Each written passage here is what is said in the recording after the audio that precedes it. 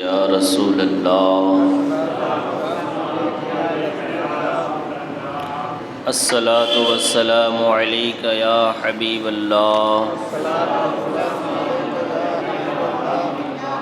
الصلاۃ والسلام علیک یا نبی اللہ صلی اللہ تعالی علیہ وسلم۔ آمد مصطفیٰ صلی اللہ تعالی علیہ وسلم کی خوشی میں ذکر مصطفیٰ صلی اللہ تعالی علیہ وسلم کی 11ویں مجلس ہے۔ اللہ تبارک و تعالی اسے اپنی بارگاہ میں قبول فرمائے اور ہمارے لیے نجات کا ذریعہ بنائے۔ ہم نبی پاک صلی اللہ تعالی علیہ وسلم کا ذکر اور ان کی مدحت کیا بیان کر سکتے ہیں۔ وہ نبی ایسے باکمال ہیں، ایسے عزت و شرف والے ہیں کہ اللہ تبارک و تعالی خود ان کی مدحت سرائی فرماتا ہے، ان کی تعریف بیان فرماتا ہے۔ امام عشق و محبت اعلیٰ حضرت فاضل بریلوی ارشاد فرماتے ہیں، اے رضا خود صاحب قرآن ہے مداح حضور، اے رضا خود صاحب قرآن ہے مداح حضور، تجھ سے کب ممکن ہے پھر مدحت رسول اللہ کی، تجھ سے کب ممکن ہے پھر مدحت رسول اللہ کی۔ تو ہم حضور کی مکمل تعریف بیان نہیں کر سکتے۔ ہمارے نبی صلی اللہ تعالی علیہ وسلم کی شان یہ ہے کہ اللہ رب العزت اپنے محبوب کے شہر کی، اپنے محبوب کے کلام کی قسم یاد فرماتا ہے، یہاں تک کہ اپنے محبوب کے زمانے کی قسم بھی یاد فرماتا ہے۔ فرماتے ہیں اعلیٰ حضرت فاضل بریلوی، وہ خدا نے ہے مرتبہ تجھ کو دیا، وہ خدا نے ہے مرتبہ تجھ کو دیا، نہ کسی کو ملے نہ کسی کو ملا، نہ کسی کو ملے نہ کسی کو ملا، کہ کلام مجید نے کھائی شہا، تیرے شہر و کلام و بقا کی قسم، کہ کلام مجید نے کھائی شہا، تیرے شہر و کلام و بقا کی قسم۔ تو یہ ہمارے نبی صلی اللہ تعالی علیہ وسلم کی شان ہے اور آپ کی یہ شوکت ہے جن کا ہم ذکر یہاں پر کر رہے ہیں۔ ہماری بات یہاں تک پہنچی ہے کہ حضور اکرم صلی اللہ تعالی علیہ وسلم نے مدینہ میں پہنچ کر مسجد بنائی اور پھر اس کے لیے اذان کے کلمات مقرر ہو گئے۔ پھر حضور صلی اللہ تعالی علیہ وسلم نے انصار اور مہاجرین کے درمیان مواخات کا رشتہ قائم فرما دیا، بھائی بھائی کا رشتہ قائم فرما دیا، اور اس کے بعد خاص طور پر حضور اکرم صلی اللہ تعالی علیہ وسلم نے مہاجر کے درمیان بھی اخوت کا رشتہ قائم فرمایا تھا، بھائی چارہ کا رشتہ قائم فرمایا تھا۔ انہی میں حضرت علی رضی اللہ تعالیٰ عنہ رہ گئے تھے، تو انہوں نے کہا یا رسول اللہ آپ نے مجھے تو کسی کا بھائی بنایا نہیں، تو حضور نے ارشاد فرمایا تھا انت اخی فی الدنیا والآخرہ، اے علی تم میرے دنیا اور آخرت میں بھائی ہو۔ تو حضور اکرم صلی اللہ تعالی علیہ وسلم نے جہاں انصار اور مہاجرین کے درمیان بھائی چارہ کا رشتہ قائم فرما دیا، اسی قسم کی ایک کڑی یہ ہے کہ حضور اکرم صلی اللہ تعالی وسلم نے یہودیوں سے معاہدہ فرمایا، یہودیوں سے معاہدہ فرمایا مطلب ان سے ایک وعدہ لے لیا کہ تم ہمارے ساتھ نہیں لڑو گے، تم ہمارے ساتھ نہیں لڑو گے، ہمارے ساتھ مل کر کے رہو گے، اگر تم پر کوئی حملہ کرے گا تو ہم تمہاری حفاظت کریں گے، اور اگر ہم پر کوئی حملہ کرے تو تمہیں ہماری حفاظت کرنی ہے۔ اس قسم کا معاہدہ ہوا۔ مدینہ میں انصار کے علاوہ بہت سے یہودی بھی آباد تھے، ان یہودیوں کے 3 قبیلے بنو قینقاع، بنو نذیر اور قریظہ، مدینہ کے اطراف میں آباد تھے، مدینہ کے ارد گرد آباد تھے، اور نہایت ہی مضبوط محل اور مستحکم قلعے بنا کر رہتے تھے۔ یہودی کوئی کچے گھر میں نہیں رہتے تھے، بڑے بڑے محل اور مضبوط قلعے بنا کر کے رہتے تھے تاکہ کوئی ان کو نقصان نہ پہنچا پائے۔ ہجرت سے پہلے یہودیوں اور انصار میں ہمیشہ اختلاف رہا کرتا تھا، اور اختلاف اب بھی موجود تھا، اور انصار کے دونوں قبیلے اوس و خزرج جو تھے وہ بہت کمزور ہو چکے تھے۔ کیوں؟ اس لیے کہ ان لوگوں نے آپس میں ایک ایسی جنگ کی تھی کہ ان کے بڑے بڑے جو سردار تھے، بہادر تھے، وہ آپس میں لڑ بھیڑ کر کے ختم ہو گئے۔ اس وجہ سے وہ لوگ بہت کمزور ہو گئے، کیونکہ مشہور لڑائی جنگ بعاث میں ان دونوں قبیلوں کے بڑے بڑے سردار اور نامور بہادر آپس میں لڑ لڑ کر کے قتل ہو چکے تھے، اور یہودی تو یہی چاہتے تھے کہ یہ آپس میں لڑیں مریں، ہمارا کیا جاتا ہے۔ تو یہودی ہمیشہ اس قسم کی تدبیروں اور شرارتوں میں لگے رہتے تھے۔ انصار کے یہ دونوں قبیلے ہمیشہ ٹکراتے رہے اور کبھی بھی متحد نہ ہونے پائے۔ اس وجہ سے نبی کریم صلی اللہ تعالیٰ علیہ وسلم نے یہودیوں اور مسلمانوں کے آئندہ تعلقات کے بارے میں ایک معاہدے کی ضرورت محسوس فرمائی، تاکہ یہ دونوں فریق، یہ دونوں جماعت جو ہے امن اور سکون کے ساتھ مدینے میں رہ سکے، مسلمان بھی سکون کے ساتھ رہیں اور یہودی بھی سکون کے ساتھ رہیں، اور آپس میں لڑائی جھگڑا نہ کریں، جنگ و جدال نہ کریں، اور آپس میں لڑائی جھگڑا نہ ہونے پائے۔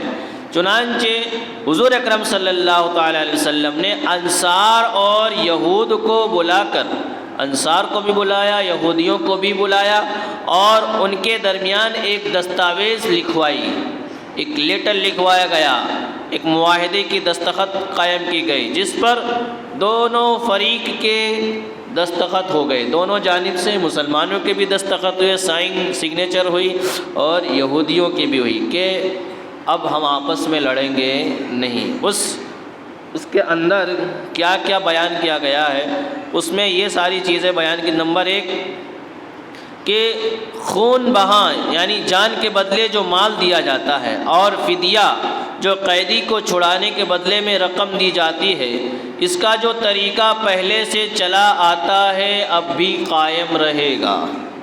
جان کے بدلے میں جو جان لی جاتی ہے، یا کسی کو چھڑانے کے لیے جو فدیہ دیا جاتا ہے، کسی قیدی کو چھڑانے کے لیے جو رقم دی جاتی ہے اسے فدیہ کہا جاتا ہے، اسے کیا کہا جاتا ہے؟ فدیہ کہا جاتا ہے۔ اور کسی کی جان کے بدلے میں جو رقم دی جاتی ہے، کسی کی جان کو مار دیا اور اس کے بدلے میں جو رقم دی جاتی ہے تو اسے خون بہا کہا جاتا ہے، خون بہانے کا بدلہ کہا جاتا ہے۔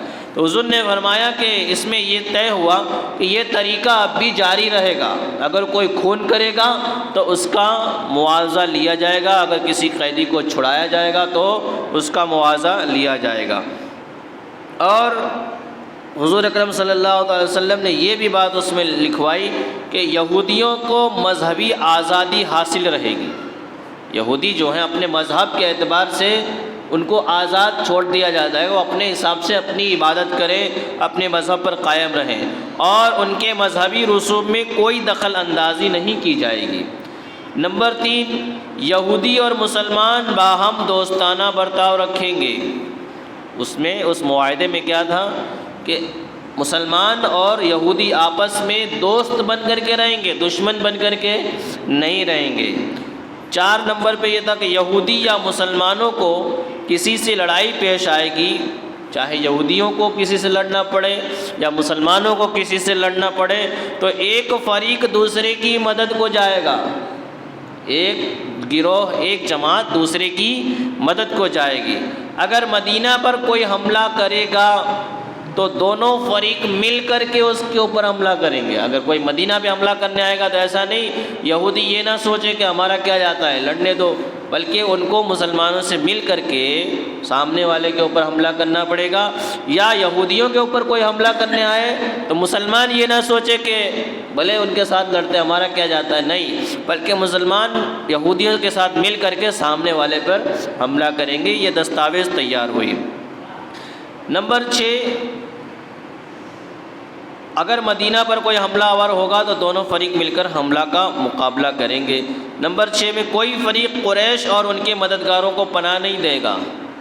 ایک یہ بھی بات طے ہوئی کہ قریش کا کوئی آدمی یا اس کا کوئی مددگار یہاں پہ آئے گا تو اس کو پناہ نہیں دی جائے گی، اس کو کوئی امان نہیں دے گا، اور یہ بات مانی نہیں جائے گی۔ نمبر 7 میں کسی دشمن سے اگر ایک فریق صلح کرے گا تو دوسرا فریق بھی اس مصالحت میں شامل ہوگا۔ دشمن کے ساتھ اگر کوئی سمادھان کرے گا، چاہے یہودی ہو یا مسلمان ہو، یہودی سمادھان کریں گے تو مسلمان اس کے ساتھ شامل مانے جائیں گے، مسلمان کسی کے ساتھ سمادھان کریں گے تو یہودی شامل مانے جائیں گے۔ لیکن حضور نے اس میں یہ بات لکھوا دی کہ مذہبی لڑائی اس سے الگ رہے گی، مذہب کی جو لڑائی ہے وہ اس سے الگ رہے گی۔ مطلب یہ کہ یہودی اگر اپنے دشمن سے بھائی چارہ قائم کریں گے ان کے مذہب کے اعتبار سے تو مسلمان اس میں شامل نہیں ہوں گے، کیونکہ مسلمان کا مذہب الگ ہے۔ اسی طرح مسلمان اگر کسی دشمن سے بھائی چارہ قائم کریں، سمادھان کرنا چاہیں تو یہودیوں کا اس میں ہونا ضروری نہیں، اگر وہ شامل ہو جائیں تو کوئی بات نہیں، لیکن مذہبی لڑائی اس میں الگ رہے گی، مذہبی لڑائی میں کوئی شامل نہیں ہوگا۔ یہ ساری باتیں حضور نے اس میں لکھوائیں اور یہودیوں کے درمیان ایک معاہدہ تیار ہو گیا۔ اس کے بعد حضور اکرم صلی اللہ تعالیٰ علیہ وسلم نے مدینہ کے لیے دعا فرمائی، کیونکہ مدینہ جو ہے یہ پہلے یثرب تھا اور اس جگہ کے بارے میں مشہور بھی تھا، اور وہاں کی یہ تاثیر بھی تھی کہ جو بھی وہاں پر رہتا تھا وہ بہت بیمار پڑ جاتا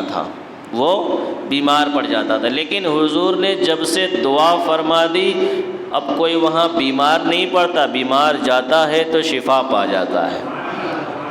مدینے کی ہوا میں اللہ نے وہ برکت رکھ دی ہے۔ حضور اکرم صلی اللہ تعالیٰ علیہ وسلم نے چونکہ مدینہ کی آب و ہوا یہ صحابہ کو راس نہیں آ رہی تھی، اچھی نہیں تھی، یہاں طرح طرح کی وبائیں اور بیماریاں پھیلتی رہتی تھیں، اس لیے کثرت سے مہاجرین بیمار ہونے لگے، مہاجر جو تھے وہ بیمار ہونے لگے، یہاں تک کہ حضرت ابوبکر صدیق اور حضرت بلال رضی اللہ تعالیٰ عنہ بھی شدید لرزۂ بخار میں مبتلا ہو کر بیمار ہو گئے۔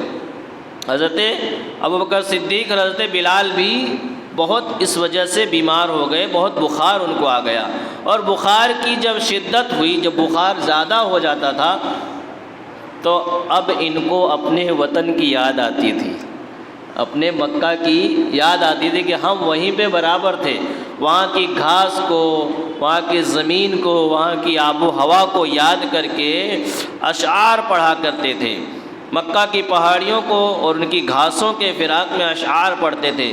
حضور اکرم صلی اللہ تعالیٰ علیہ وسلم نے اس موقع پر یہ دعا فرمائی، یا اللہ ہمارے دلوں میں مدینہ کی ایسی ہی محبت ڈال دے جیسے مکہ کی محبت ہے۔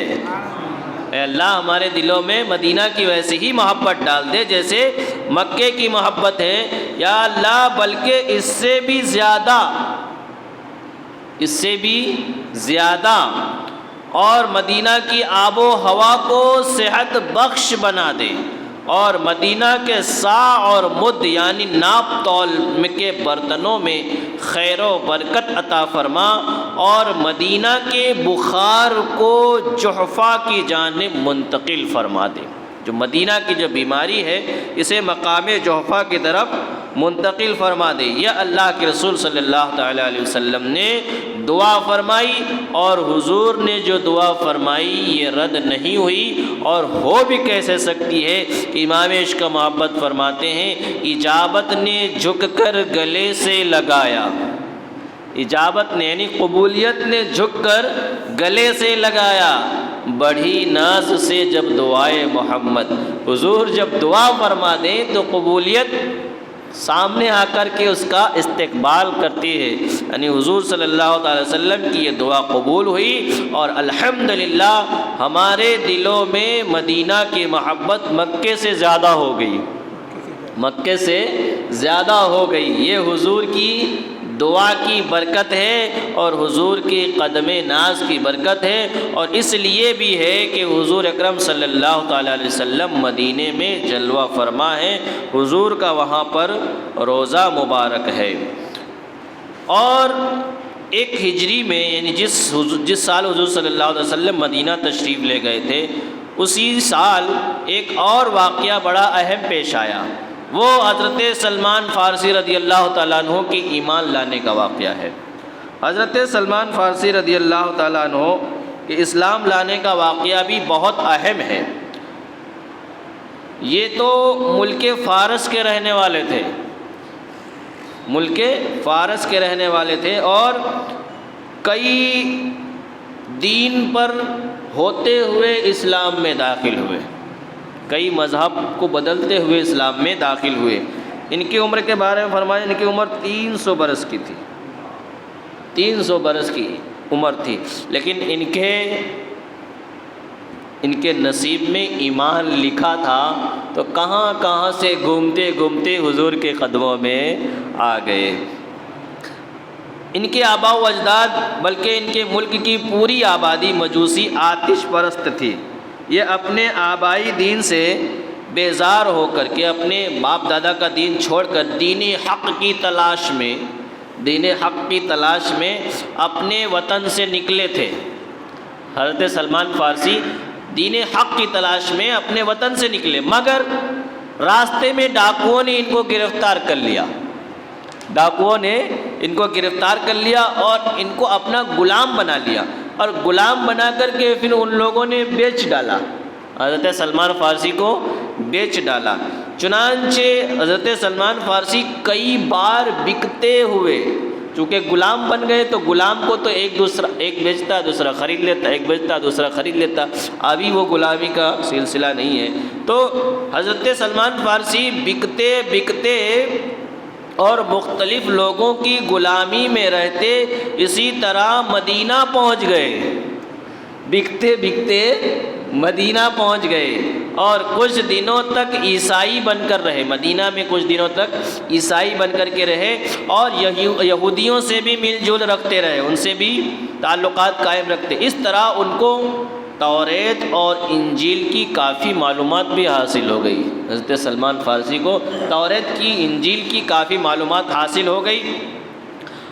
یہ حضور کی بارگاہ میں جب انہوں نے توریت انجیل میں حضور کے اوصاف سنے، حضور کے بارے میں سنا کہ حضور تشریف لانے والے ہیں اور یہیں پہ تشریف لائیں گے، مکہ سے ہو کر کے ہجرت فرما کر یہاں مدینہ میں تشریف لائیں گے، تو روزانہ یہ بھی انتظار میں رہے، یہاں تک کہ ایک دن حضرت سلمان فارسی کی قسمت کا ستارہ بلند ہوا، حضور اکرم صلی اللہ تعالی علیہ وسلم مدینہ میں تشریف لے آئے۔ یہ حضور کی بارگاہ رسالت میں حاضر ہوئے، سلمان فارسی حضور کی بارگاہ میں حاضر ہوئے تو پہلے دن تازہ کھجوروں کا ایک طبق خدمت اقدس میں یہ کہہ کر پیش کیا کہ یہ صدقہ ہے، یہ صدقہ ہے، کیونکہ حضرت سلمان فارسی نے سن رکھا تھا کہ جو نبی آئیں گے وہ ان کی یہ صفت ہوگی کہ وہ صدقہ قبول نہیں کریں گے اور ہدیہ قبول کریں گے، تحفہ قبول کریں گے، اور ایک نشانی ان کی یہ ہوگی کہ ان کے دونوں شانوں کے درمیان مہر نبوت ہوگی۔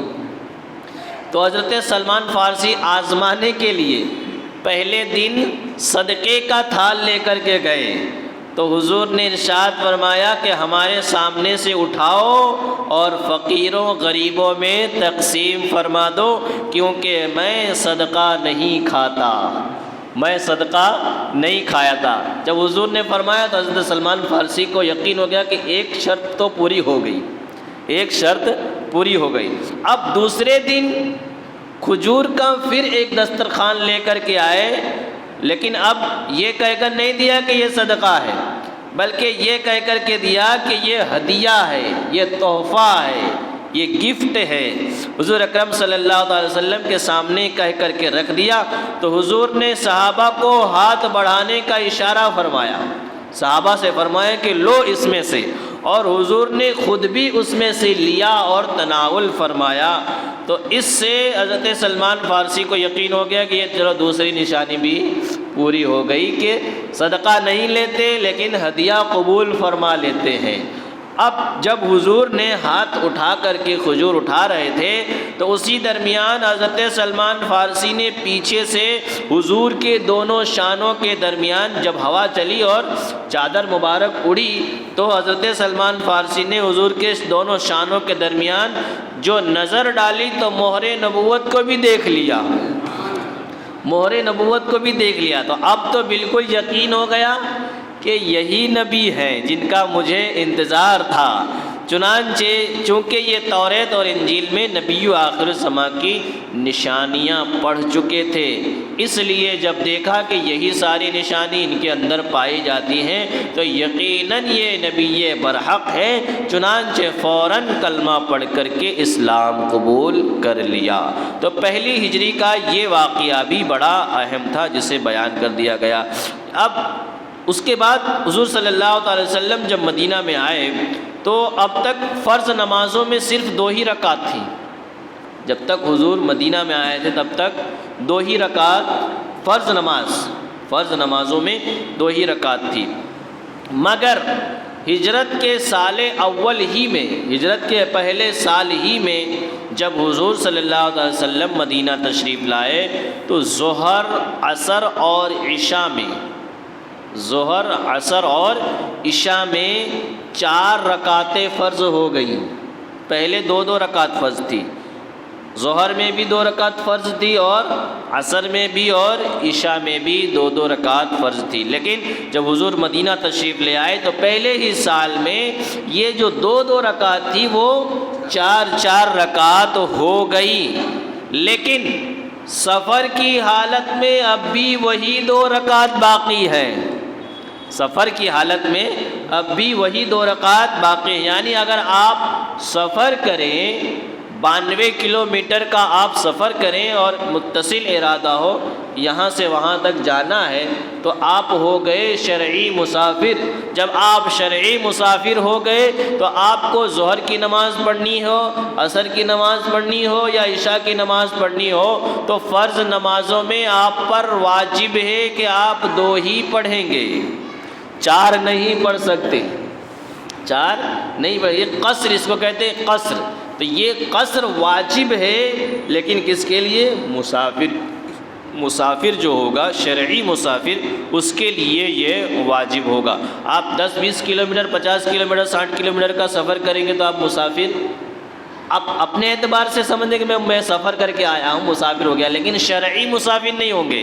شرعی مسافر کب ہوں گے؟ جب 92 کلومیٹر کا سفر کریں گے، 92 کلومیٹر کا سفر کریں گے، تب آپ جا کر کے مسافر ہوں گے۔ اب اس سے زیادہ کا کریں گے تب بھی ہو جائیں گے، اتنا ہی ضروری نہیں ہے۔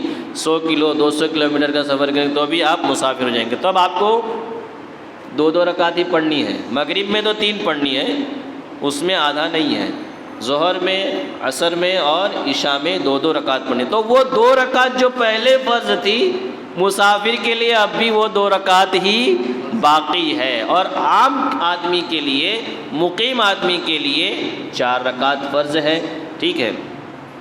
تو یہ نمازیں جو تھی وہ حضور اکرم صلی اللہ تعالیٰ علیہ وسلم کے مدینہ تشریف لانے کے بعد وہ جو 2 تھی وہ 4 ہو گئی، جس کو سفر کی حالت میں نمازوں میں قصر کرنا کہتے ہیں۔ قصر کا معنی اس کا آدھا کر دینا۔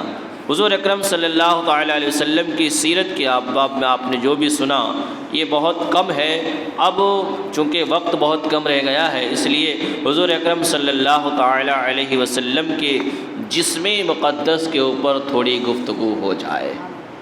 حضور کا جسم مقدس، امام عشق و محبت تو حروف تہجی میں بھی حضور کی تعریف کرتے ہیں، الف با تا سا ہوتا ہے نا، اس میں بھی حضور کی تعریف کہتے ہیں کاف گیسو، کاف گیسو، ہا دہن، یا ابرو، آنکھیں عین سواد، کاف گیسو ہا دہن یا ابرو آنکھیں عین سواد، کاف ہا یا عین سواد ان کا ہے چہرہ نور کا، کاف ہا یا عین سواد ان کا ہے چہرہ نور کا۔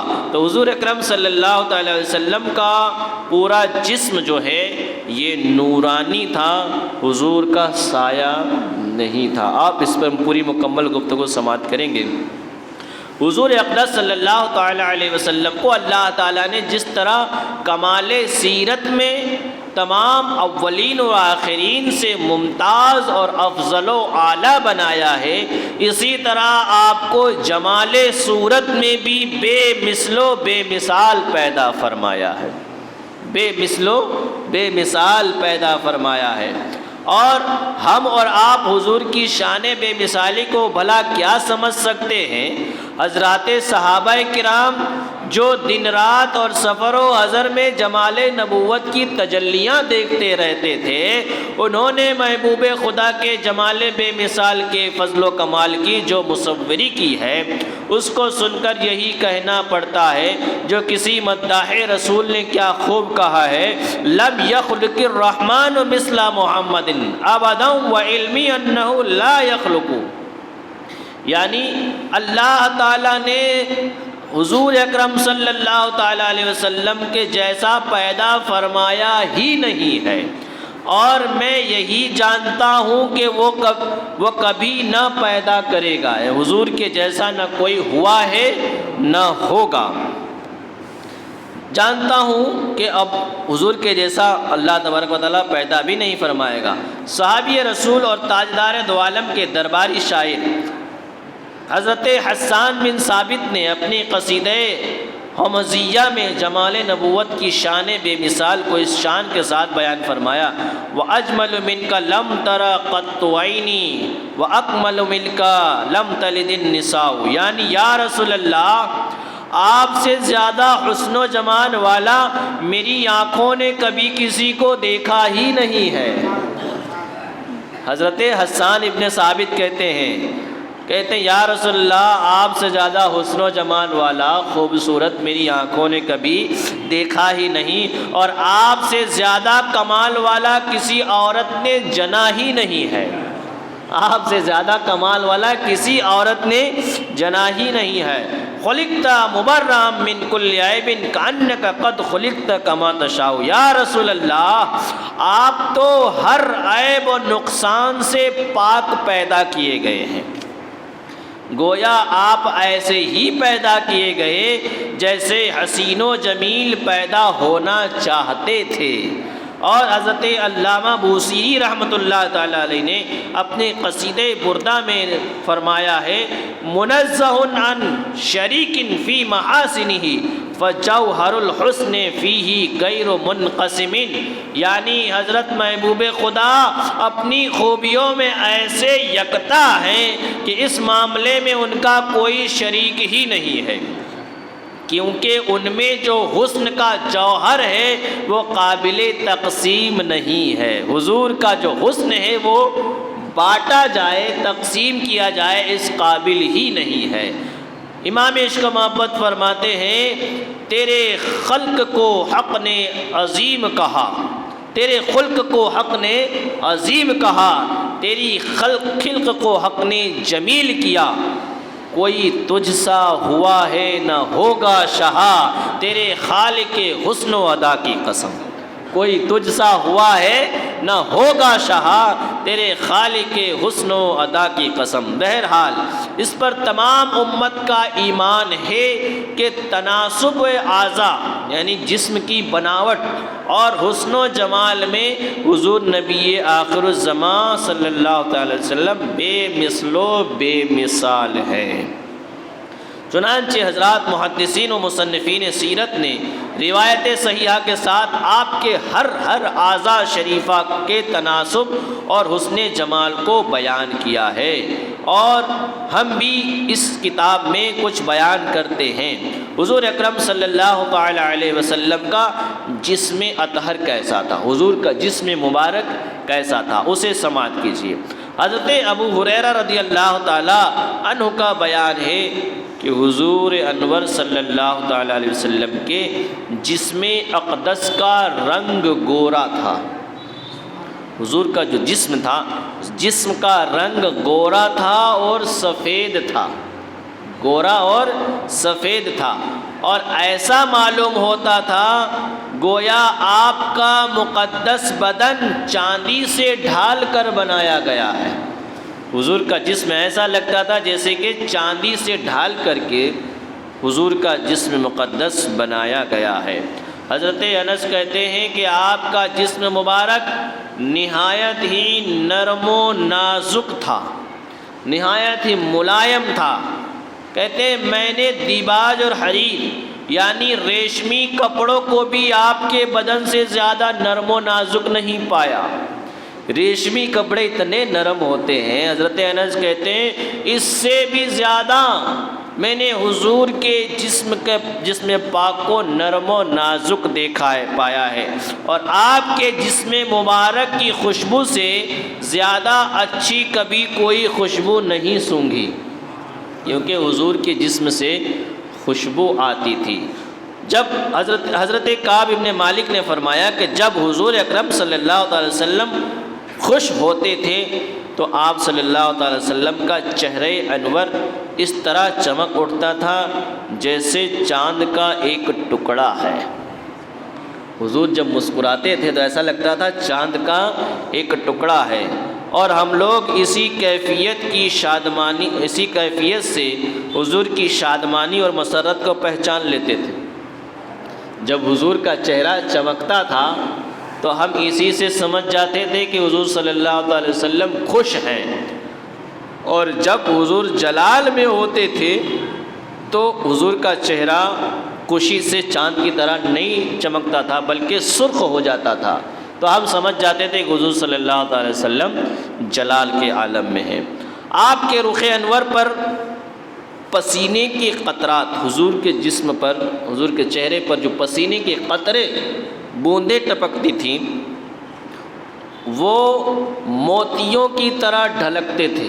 موتی ایک کے بعد ایک ڈھلکتا ہے، ایسے قطرے جو ہیں موتی کی طرح ڈھلکتے تھے، اور اس پسینے میں مشک و عنبر سے بڑھ کر خوشبو رہتی تھی، مشک و عنبر سے بڑھ کر کے خوشبو رہتی تھی۔ چنانچہ حضرت انس کی والدہ حضرت بی بی ام سلیم رضی اللہ تعالی عنہا ایک چمڑے کا بستر حضور کے لیے بچھا دیتی تھی، چمڑے کا بستر حضور کے لیے بچھا دیتی تھی، اور آپ صلی اللہ علیہ وسلم اس پر دوپہر کو قیلولہ فرماتے تھے۔ حضور دوپہر کا کھانا کھانے کے بعد تھوڑا آرام فرماتے تھے، تو حضور کے جسم اطہر کے پسینے کو حضرت ام سلیم ایک شیشی میں بھر لیتی تھی، ایک چھوٹی بوتل میں بھر لیتی تھی، اور پھر اس کو اپنی خوشبو میں ملا لیتی تھی، اس کو اپنی خوشبو میں ملا لیتی تھی۔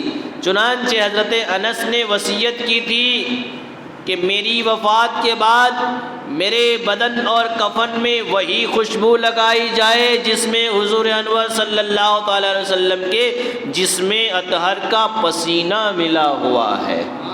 حضرت انس نے یہ وصیت کر دی تھی کہ میرے کفن میں وہی خوشبو لگائی جائے جس میں حضور کا پسینہ لگا ہوا ہے۔ تو حضور کے جسم انور سے خوشبو آتی تھی، اور ایسی خوشبو آتی تھی کہ ایسی خوشبو دنیا میں پائی ہی نہیں جاتی۔ صحابہ کرام کو حضور کو ڈھونڈنا ہوتا تو کسی سے پوچھتے نہیں تھے کہ حضور کہاں گئے، بس اسی خوشبو کے راستے پر چل دیتے تھے، حضور کے جسم کی خوشبو جانتے تھے۔ امام عشق و محبت فرماتے ہیں کیا مہکتے ہیں مہکنے والے، بو پہ چلتے ہیں بھٹکنے والے، بو پہ یعنی خوشبو پہ چلتے ہیں بھٹکنے والے۔ حضور ایسے مہکتے تھے کہ حضور جس گلی سے گزر جاتے تھے خوشبو تو آتی ہی تھی اس گلی سے، تو ڈھونڈنے والے اسی خوشبو کے پیچھے چلے جاتے تھے اور حضور کو پا لیتے تھے۔ تو بو پہ چلتے ہیں بھٹکنے والے جو راستہ حضور کا بھول جاتے ہیں، وہ حضور کی خوشبو کے پیچھے چلے جاتے ہیں تو حضور کو پا لیتے ہیں۔ یہ حضور اکرم صلی اللہ تعالیٰ علیہ وسلم کے جسم مبارک کی یہ برکت تھی۔ اور حضور کے جسم کی ایک خصوصیت یہ بھی تھی کہ سایہ نہیں تھا، حضور کے جسم کا سایہ نہیں تھا، آپ کے قد مبارک کا سایہ نہیں تھا۔ حکیم ترمذی نے اپنی کتاب نوادر الاصول میں حضرت ذکوان تابعی سے یہ حدیث نقل کی ہے کہ سورج کی دھوپ اور چاند کی چاندنی میں رسول کا سایہ نہیں پڑتا تھا، حضور کا سایہ نہیں پڑتا تھا۔ حضور کا سایہ کیا پڑتا؟ حضور جس جگہ پر آرام فرما ہے، جس گنبد کے نیچے، اس گنبد کا بھی سایہ نہیں ہے، اس گنبد کا بھی سایہ نہیں ہے۔ یہ حضور کا معجزہ ہے۔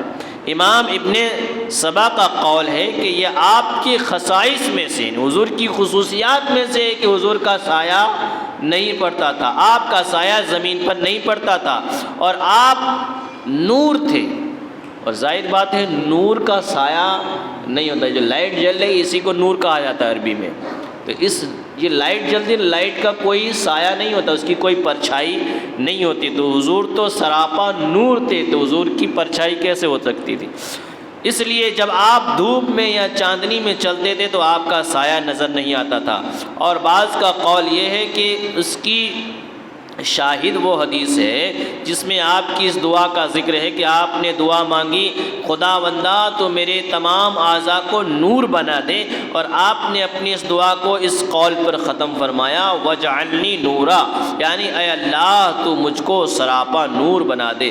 ظاہر ہے کہ جب آپ سراپا نور تھے تو پھر آپ کا سایہ کہاں سے پڑ سکتا تھا؟ یہ تو حضور کا معجزہ تھا۔ لیکن عاشق جو ہوتا ہے اس کے خیالات کچھ الگ ہی ہوتے ہیں کہ سایہ کیوں نہیں تھا، تو عاشق کہتا ہے کہ ہوتا اگر زمین پر سایہ رسول کا، ہوتا اگر زمین پر سایہ رسول کا، پھر پاؤں امتی کہاں رکھتا رسول کا؟ امتی جو ہے رسول کا وہ پاؤں کہاں رکھتا؟ وہ ادب کے لیے اس سائے پہ تو پیر رکھ سکتا نہیں تھا، تو امتی کو پاؤں رکھنے میں تکلیف نہ ہو اس لیے سایہ مصطفیٰ نہیں تھا۔ یہ عاشق کے خیالات ہوتے، ورنہ اللہ تبارک و تعالیٰ نے حضور کو نور بنایا، اور نور کا سایہ نہیں ہوتا ہے۔ اسی طرح حضرت عبداللہ ابن مبارک اور ابن الجوزی نے بھی حضرت عبداللہ ابن عباس رضی اللہ تعالیٰ عنہما سے روایت کی ہے کہ حضور کا سایہ نہیں تھا۔ حضور کے جسم اقدس کی ایک خصوصیت یہ بھی تھی کہ حضور کے جسم پر نہ کبھی مچھر، نہ کبھی مکھی، نہ کبھی جوئیں آئیں، کیونکہ یہ ساری چیزیں گندگی کی جگہ پر آتی ہیں، اور حضور کا جسم تو گندگی سے پاک تھا، بالکل صاف ستھرا تھا۔ حضرت امام فخر الدین رازی نے اس روایت کو نقل فرمایا ہے، اور علامہ حجازی وغیرہ سے بھی یہی منقول ہے کہ بدن تو بدن، ناپ کے کپڑوں پر بھی کبھی مکھی نہیں بیٹھی، حضور کے کپڑوں پر بھی کبھی مکھی نہیں بیٹھی، نہ کپڑوں میں کبھی جوئیں پڑی، نہ کبھی کھٹمل یا مچھر نے آپ کو کاٹا۔ اس مضمون کو ابو الربیع سلیمان بن سبع نے اپنی کتاب شفاء الصدور فی اعلام نبوت الرسول میں بیان فرماتے ہوئے تحریر فرمایا ہے کہ اس کی ایک وجہ تو یہ ہے کہ آپ نور تھے، ایک وجہ تو یہ ہے کہ آپ نور تھے، اس وجہ سے یہ ساری چیزیں نہیں ہوئیں، اور آپ چونکہ ہر قسم کی گندگیوں سے پاک، اور آپ کا جسم اطہر خوشبودار تھا، اس لیے آپ ان چیزوں سے محفوظ رہے۔ امام سبتی نے بھی اس مضمون کو اعظم الموارد میں مفصل سے لکھا ہے۔ تو حضور اکرم صلی اللہ علیہ وسلم کی خصوصیت یہ بھی کہ کبھی مچھر یا مکھی آپ کے جسم اقدس پر نہیں بیٹھی۔ تو آپ ذرا اندازہ لگائیے کہ جو لوگ کہتے ہیں کہ حضور ہماری طرح ہیں، تو اندازہ لگائیں کہ کیا ان کو کبھی مچھر نے کاٹا ہے؟ مکھی نے کاٹا ہے، اگر کاٹا ہے تو حضور کے جیسے کیسے ہوئے؟ تو حضور کے جسم پہ تو کبھی مکھی نہیں بیٹھی، تو تم حضور کے جیسے کیسے ہوئے؟ حضور کے جسم کا سایہ نہیں تھا اور تمہارے جسم کا تو سایہ بھی ہے، تو تم کس حساب سے کہتے ہو کہ حضور ہماری طرح ہے؟ تو یہ تمہاری عقل کے پردے جو ہیں ختم ہو چکے ہیں، عقل تمہاری ماری جا چکی ہے، کیونکہ اللہ جب دین لیتا ہے تو عقلیں چھین لیتا ہے، جب دین ہی نہیں ہے تو تمہارے پاس عقل کہاں سے ہوگی؟ اس لیے وہ لوگ نہیں سمجھتے۔ حضور اکرم صلی اللہ تعالی وسلم کی مہر نبوت، حضور اقدس کے دونوں شانوں کے درمیان کبوتر کے انڈے کے برابر، کبوتر کے انڈے کے برابر مہر نبوت تھی۔ یہ بظاہر سرخی مائل ابھرا ہوا گوشت تھا۔ یہ کیا تھا؟ سرخی مائل یعنی لال کی طرف جاتا ہوا رنگ، لال جیسا دکھتا ہوا، یوں سمجھو کہ مرون کلر، لال جیسا دکھتا ہوا رنگ کا ایک گوشت کا ٹکڑا تھا، حضور کے اوپر ابھرا ہوا تھا، وہی کیا تھا؟ مہر نبوت تھا۔ چنانچہ حضرت جابر ابن سمرہ رضی اللہ تعالیٰ عنہ فرماتے ہیں کہ میں نے حضور کے دونوں شانوں کے بیچ میں، شولڈر کے بیچ میں مہر نبوت کو دیکھا، جو کبوتر کے انڈے کی مقدار میں سرخ ابھرا ہوا ایک غدود تھا، یعنی گوشت کا ایک ٹکڑا تھا، چمڑی تھی۔ لیکن ایک روایت میں یہ بھی ہے کہ مہر نبوت کبوتر کے انڈے کے برابر تھی، اور اس پر یہ عبارت بھی لکھی ہوئی تھی، اس کے اوپر یہ آیت بھی لکھی ہوئی تھی، اللہ وحدہ لا شریک لہ بوجہ حیث کنت فانک منصور۔ ترجمہ کیا ہے؟ اللہ ایک ہے، اس کا کوئی شریک نہیں، اے رسول آپ جہاں بھی رہیں گے آپ کی مدد کی جائے گی، آپ جہاں بھی رہیں گے آپ کی مدد کی جائے گی، یہ اس کا مطلب ہے۔ اور ایک روایت میں یہ بھی ہے کانا نورن یتلألأ، مہر نبوت ایک چمکتا ہوا نور تھا۔ راویوں نے اس کی ظاہری شکل و صورت اور مقدار کو کبوتر کے انڈے سے تشبیہ دی، ظاہری شکل و صورت کو کبوتر کے انڈے سے تشبیہ دی ہے۔ تو یہ حضور اکرم صلی اللہ تعالی علیہ وسلم کا مہر نبوت تھا، جو اس بات کی گواہی دیتا تھا کہ حضور اکرم صلی اللہ تعالی علیہ وسلم اللہ کے سچے نبی اور اس کے بندے ہیں، اس کے رسول ہیں۔ تو یہ حضور کی مہر نبوت تھی۔ اور حضور کا قد مبارک، ایک بات اور سن لیں، اس کے بعد پھر باقی گفتگو پھر کریں گے۔ قد مبارک یعنی حضور کا قد مبارک، لمبائی چوڑائی کے اعتبار سے حضرت انس کا بیان ہے کہ حضور انور صلی اللہ تعالی علیہ وسلم نہ بہت زیادہ لمبے تھے، نہ پست قد تھے، نہ بٹکے تھے، نہ بہت زیادہ لمبے تھے، بلکہ آپ درمیانی قد والے تھے، بیچ والی قد والے تھے۔